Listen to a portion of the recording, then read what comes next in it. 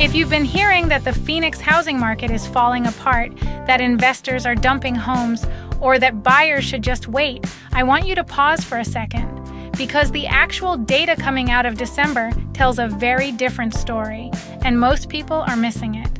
Demand is rising, supply is falling, prices are holding, and despite all the doom headlines, this market is quietly shifting back towards sellers.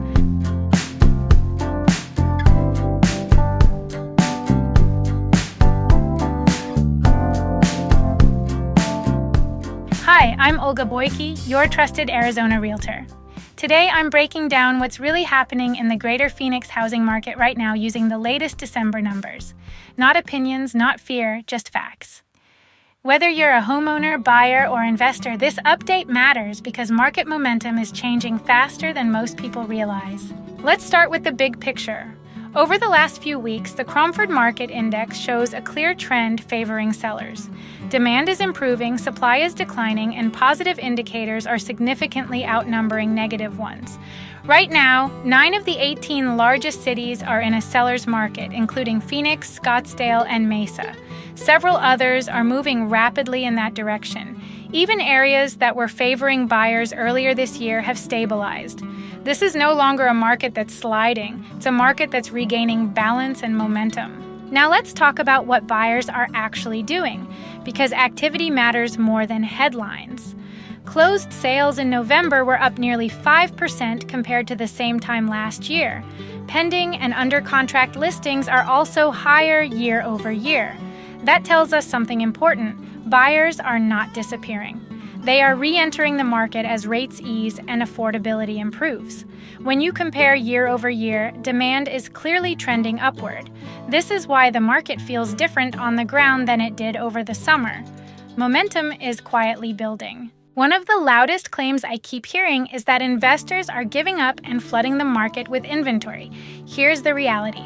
There is no data supporting that claim in Greater Phoenix. Investor purchases have actually increased to nearly 14% of all transactions. That's not investors exiting, that's investors staying active. What has changed is iBuyers. Companies like Opendoor and OfferPad now make up a very small fraction of the market compared to a few years ago. And we are not seeing a surge of rental properties hitting the market either. If investors were dumping homes, supply would be rising sharply, and we're seeing the opposite. Now let's talk about pricing, because this part is often misunderstood. We did see a spike in average price per square foot in early December, but that's largely due to more high-end homes closing during this period.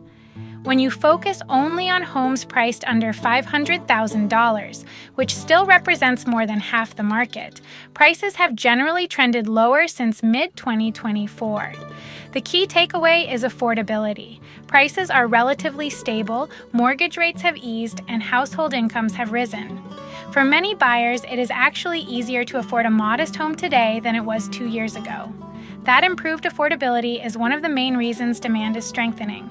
So despite the fear-based headlines, the data shows a Phoenix housing market that is healthier than expected, with rising demand, tightening supply, and resilient pricing. If you want a deeper breakdown of these numbers, you can visit my website for more detailed market updates and insights.